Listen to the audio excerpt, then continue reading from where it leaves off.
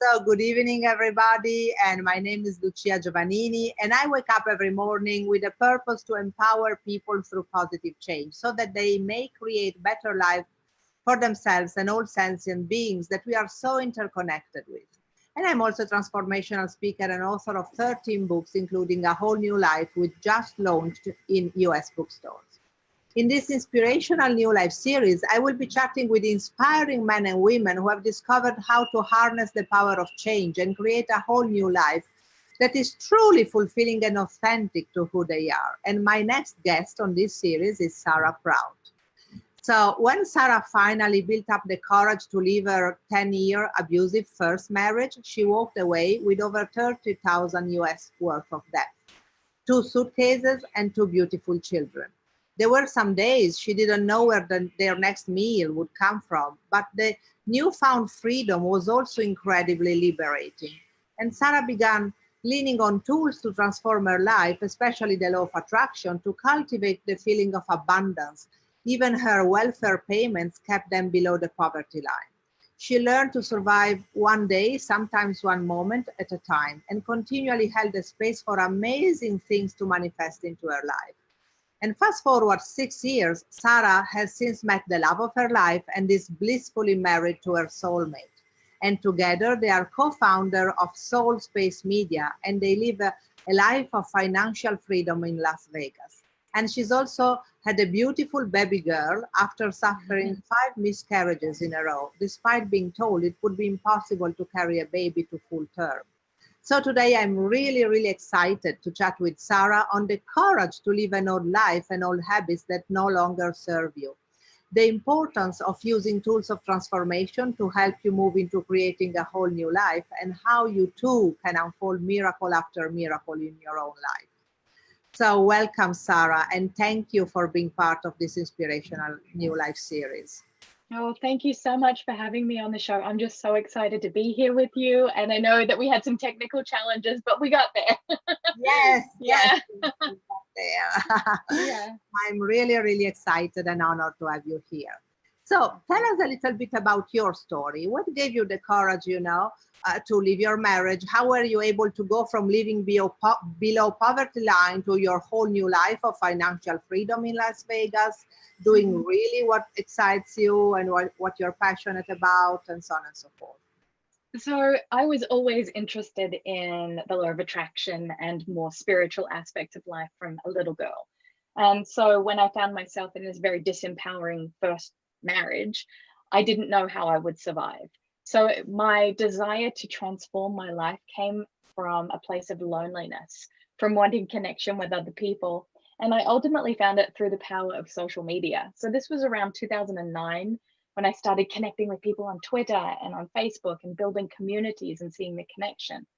And it was really through the power of vulnerability and sharing my story, which I had kept a secret for such a long time. So I went through 10 years of domestic violence, and there were only a couple of people that knew about it.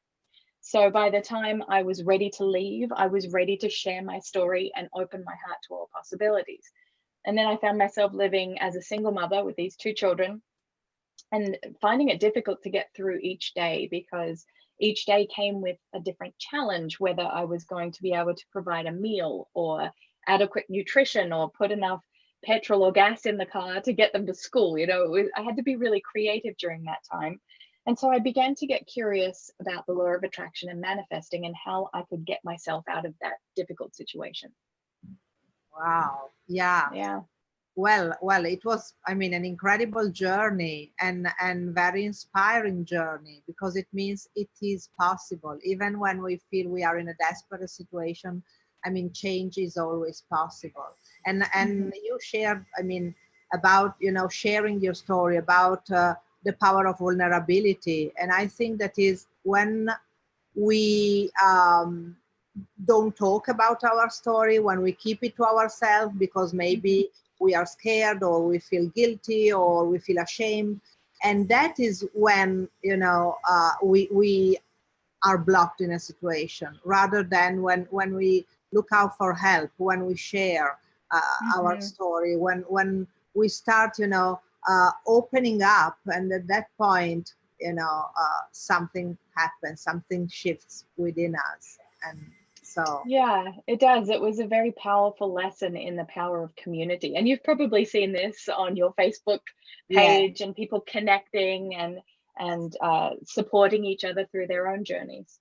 Yes, I think Yeah. it's so important, to support each other, because I mean, I'm not saying nobody can make it alone, because yes, of course, I mean, we can, but it's much more difficult, and it takes a longer time if we want to make it alone. And there's no sense, because we are not, islands. I think we are all part of, life of this I mean, living beings connection. And so why wanting to do it alone? And also why feeling ashamed? I mean, we all have our dark sides, our vulnerability spaces, and it's so powerful to be able to share that. And yeah, you are right. I mean, I see it from the participants of my retreats, or even my Facebook page or my Facebook groups. It's so, I mean, the community, the power of community is so I mean, incredible. Yeah, it really does go hand in hand with transformation. I believe that you can't transform without a good support system around you, whether it's online or offline. Yeah. Also because, I mean, society does not help us in that. I mean, society in general. So we have to, take care for each other, and we have to reach out to people and support each other, definitely. So we talked about the power of community, the power of supporting each other. Are there any other skills, habits, routines that can help the reinvention process, you think, or that you yourself use? Oh, yes. I think it's developing certain levels of awareness around what's going on in your life. So for me, I made the decision to face adversity with gratitude. So if I was faced with difficult opportunities, I knew that I could move through them a lot faster if I got curious about what they were teaching me. So, for example, I didn't have a washing machine at one point, and I couldn't afford to go to the coin laundry. So I would rinse out my clothes in the bathtub, sometimes until my fingers would crack and bleed, because I had 2 kids and there's lots of washing to do. But I decided to feel grateful for that, because I had a bathtub, I had running water, I had clothes, and I was free after, being in such an abusive dynamic for such a long time. I finally felt like I was living life on my own terms. So there's gratitude as a daily ritual. And then the second one is joy, seeking joy in as many places as you can. I can see you're in a very beautiful location right now. That must bring you a lot of joy. Just seeing it brings me a lot of joy, because it's been quite cold here in Las Vegas. So just doing things that light up your soul with happiness and joy. Yeah, that's so important. That's so important. Even if we are not yet in the space where, I mean, we would like to be, because I think that the trap is that many people think that, okay, when I have, my dream life, then I will be happy, then I will be grateful. Instead, it doesn't work that way. It's vice versa. We have to feel the gratitude. We have to feel the joy vibrate at that level, and then it will be much easier for us to move into the desired space, the desired outcome. And very much so, yeah. Yeah, really, your example of being grateful of having a bathtub, having running water, and being grateful for being alive in the end, being grateful for having 2 hands, 2 eyes, being able to walk, being able to breathe, because we give so much for granted in our life, and definitely, and we talk, I mean, that's another thing, we talk a lot about gratitude, in basically every spiritual teacher, in every spiritual blog you can read about gratitude, but one thing is to know it, one thing is to practice it. So because lots of people, and I found myself, in the past, I found myself, speaking about gratitude, but then I asked myself, am I really practicing it, or am I just, because between knowing and doing, there's a gap. Well, it's also the acceptance that you're not always going to feel grateful, and that's okay.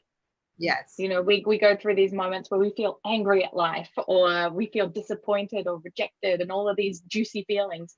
But it's getting curious about what these lessons can show you, and then you move through it a lot faster.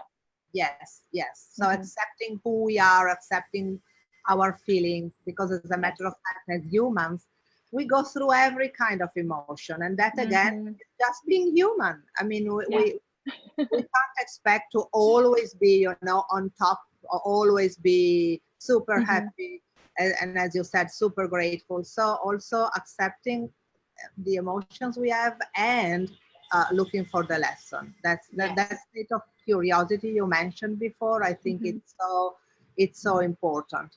You know, asking always, instead of asking why did this happen to me, which is the question that lots of people ask themselves, you know, why, and then you go into the downward spiral, because of course there may be thousands of ugly reasons, and you may come up, you know, with any negative reason why this happened to you.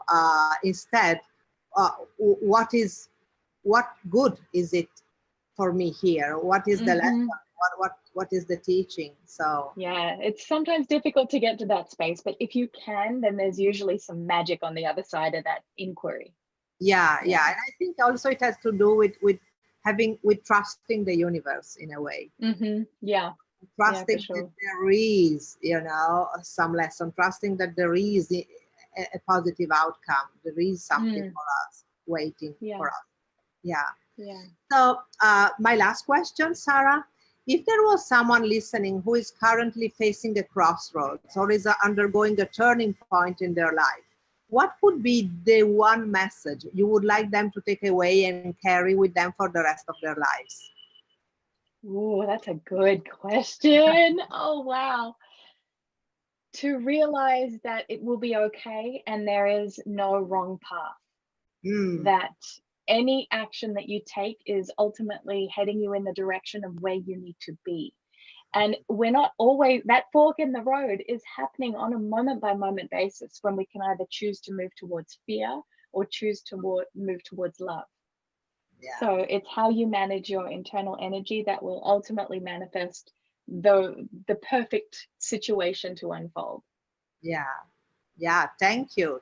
That's very deep, and that's very helpful, knowing that there's no, you know, no wrong choice, that the idea is to be guided by love instead of being guided by fear.